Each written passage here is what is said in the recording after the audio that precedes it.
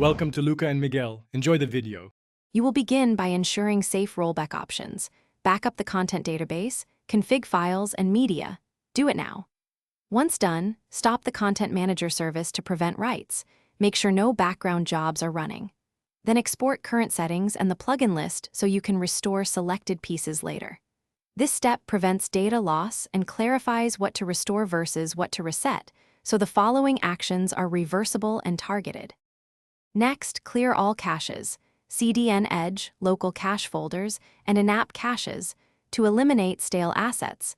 This reduces confusion when you restart.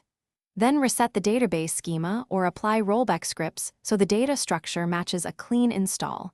You might run specific migration commands to revert custom tables.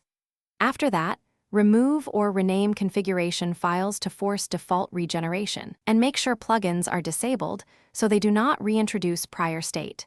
These steps rebuild. Finally, restart the application, background workers, and scheduler while watching logs for errors. This confirms the reset took effect. Once stable, reapply only essential configuration and enable plugins one at a time to catch incompatibilities early. Verify content integrity and user access, and run performance checks.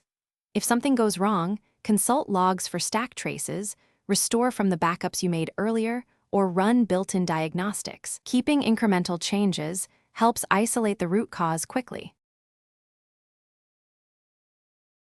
Thanks for watching and please subscribe. It's the best investment you'll ever make.